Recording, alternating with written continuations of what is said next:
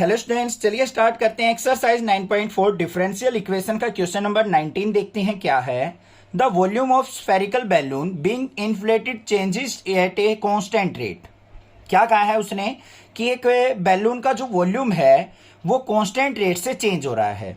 If initially its radius is 3 unit, अगर starting में balloon का रेडियस 3 यूनिट है एंड आफ्टर 3 सेकेंड, और 3 सेकेंड बाद उसका रेडियस 6 यूनिट हो जाता है। Find the radius of the balloon after T second. तो टी सेकेंड के बाद उसका रेडियस क्या होगा ये आपको फाइंड आउट करके देना है। आ गया समझ में? अब सोच रहे होगे सर इस क्वेश्चन में करे क्या, घबरा जाओगे, कंफ्यूज आ जाओगे कि भाई इसमें होगा क्या क्वेश्चन में। बट घबराने की जरूरत नहीं है, मैं आपके साथ हूं, चिंता मत करो। सबसे पहले देखो, स्फेरिकल बैलून की बात कर रहा है तो स्फेरिकल बैलून का वॉल्यूम का फॉर्मूला क्या होगा? वॉल्यूम ऑफ स्फेरिकल बैलून, भाई जो भी दिख रहा है ना उसको लिख लो पहले। क्या होगा? 4/3 पाई आर क्यूब। इस वॉल्यूम को हम v से डिनोट कर लेते हैं। तो वॉल्यूम किसके इक्वल हो गया? 4/3 पाई आर क्यूब। इतनी बात समझ में आ गई या नहीं आ गई? कोई दिक्कत नहीं है। अब देखो चेंज किस में हो रहा है बच्चों? रेडियस में चेंज हो रहा है। किसके रिस्पेक्ट में हो रहा है? टाइम के रिस्पेक्ट में। तो जहां पे भी होगा हमारा रेडियस का डेरिवेटिव होगा विद रिस्पेक्ट टू टाइम होगा। रेडियस के अंदर चेंज हो रहा है, पहले 3 यूनिट था फिर 6 यूनिट हो गया, और साथ में टाइम दे रखा है, पहले इनिशियली मतलब 0 सेकंड में और 3 सेकंड बाद वो 6 हुआ है। तो हम इसका कर लेते हैं डेरिवेटिव। तो डेरिवेटिव क्या हो जाएगा? वॉल्यूम का विद रिस्पेक्ट टू टाइम करेंगे तो dv/dt, with respect to time लेके चलना है हमें, इज इक्वल टू यहां पे 4/3 pi as it is, r cube का करेंगे तो क्या हो जाएगा? 3r² होगा या नहीं? और r का क्या हो जाएगा? dr/dt।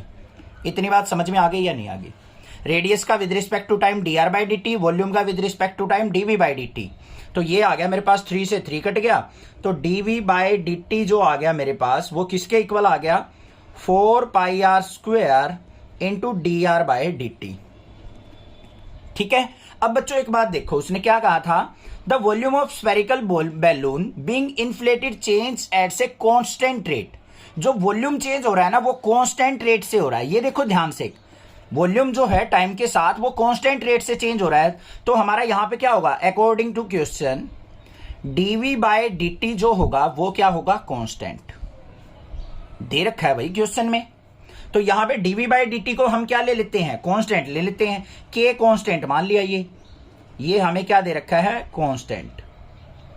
इज इक्वल टू क्या हो जाएगा? 4πr² into dr/dt। ये dr यहीं पे रहेगा, dt को इस तरफ ले जाओ, कांस्टेंट टर्म को एक साइड रखो और विदाउट कांस्टेंट टर्म को एक तरफ। तो यहां पे ले आओ इसको इस तरफ लेके आएंगे तो k इंटू dt, 4π भी कांस्टेंट है तो 4π नीचे आ गया, इज इक्वल टू यहां पे क्या आ जाएगा? r² dr। इसका कर दो इंटीग्रेशन। अब यहां पे देखो k/4π तो कांस्टेंट है हमारा, dt का क्या हो जाएगा? t is equal to r² का r³ और प्लस में क्या हो जाएगा मेरा? c। ठीक है, कांस्टेंट को इस तरफ ले लो, प्लस में c। अब यहां पे 3 की मल्टीप्लाई कर लो, क्योंकि यहां पे कांस्टेंट टर्म है ना सारी, इसीलिए c इस तरफ लिया हमने। 3 से मल्टीप्लाई किया, क्या हो गया? 3c, प्लस में यहां पे क्या हो जाएगा? 3k/4π into T is equal to क्या आ गया? r³। हमें रेडियस निकालना है, रेडियस आ गया, ये आ गया मेरे पास। अब देखो कंडीशन देखो, अकॉर्डिंग टू क्वेश्चन सबसे पहले उसने क्या कहा है? Initially radius is 3 unit.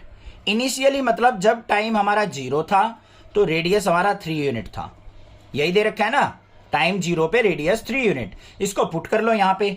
तो भाई पुट करते हैं, टाइम को 0 पुट करेंगे, 0 हो जाएगा। तो यहां पे 3c इज इक्वल टू क्या हो जाएगा? r³ मतलब यहां पे 3 का क्यूब। तो 3c इज इक्वल टू क्या हो जाएगा? 3 का क्यूब क्या हो गया? 3 3 जा 9, 3 जा 27, और यहां पे 3 से कट करेंगे तो c इज इक्वल टू क्या आ गया? 9 आ गया मेरा। आ गया या नहीं आ गया? इस इक्वेशन के अंदर हमने t को 0, r को 3 पुट किया है बस। यहां पे 3 पुट किया, 3 का क्यूब 27 हो गया, और ये 0 हो जाएगा तो यहां पे 3c इज इक्वल टू 27, और c की वैल्यू क्या आ गई आपके पास बच्चों? 9 आ चुकी। बात क्लियर हो गई या नहीं? 3c इज इक्वल टू 27 और c इक्वल टू 9। अब देखते हैं आगे उसने क्या कहा है। जब टाइम 3 सेकेंड हो गया तो रेडियस हो गया 6 unit. t is equal to 3 पे हमारा रेडियस कितना है? 6 यूनिट। अब ये पुट करके देख लेते हैं इसके अंदर। तो भाई क्या आएगा हमारे पास? 3c प्लस में 3k/4π time 3 is equal to 6 का क्यूब क्या हो जाएगा, 6 6 जा 36 और फिर 6 जा 216। बात क्लियर। आगे देखो यहाँ पे c की वैल्यू 9 पुट करेंगे, 9 3 जा 27 प्लस में 3 into 3k by 4 pi equal to 216। अब देखो भाई रेडियस हमें फाइंड आउट करना है, वो इस फॉर्मूले से निकलेगा। यहां पे मुझे 3c की वैल्यू चाहिए, वो मिल गई। 3k बाय 4 पाई की वैल्यू चाहिए, ये रहा 3k बाय 4 पाई, यहां से निकलेगा। तो निकाल लो। 27 को इस तरफ लेके जाएंगे तो 3 into 3k by 4 pi equal to 216 में से 27 को सब्ट्रैक्ट करूंगा तो कितना आ गया 189। 3 से इसको फिर कट करेंगे तो कितना आ गया मेरे पास ये 63। 3 6 जा 18, 3 3 जा 9, तो 3k by 4 pi equal to किसके आ गया बच्चों 63 के। ये इक्वेशन नंबर फर्स्ट थी। तो यहां पे क्या कर लो, put value of 3k by 4 pi and c in equation first. Equation number first में पुट कर दो भाई। यहां पे देखो 3c का वैल्यू क्या हो जाएगा, मतलब 27 और प्लस में 3k बाय 4 पाई किसके इक्वल आया मेरा 63, ये हो गया। और उसके बाद हमें यहां पे t की वैल्यू लिखने की जरूरत नहीं है, ये t एज इट इज रहेगा, इज इक्वल टू किसके आ गया r क्यूब के। हमें r की वैल्यू निकालनी है तो क्यूब है इस तरफ जाएगा तो क्या हो जाएगा 27 प्लस 63t इस पूरे की पावर 1/3 इक्वल टू रेडियस। ये रेडियस की वैल्यू होगी, ये आंसर आ गया। रेडियस ही तो निकालना था बैलून का, बस। अब समझ में आ गया होगा क्वेश्चन, कोई दिक्कत नहीं है। पहले हमने क्या करना है, ये इक्वेशन निकालनी इजी लगी होगी आपको, निकाल दी आपने। निकालने के बाद हमें रेडियस चाहिए भाई।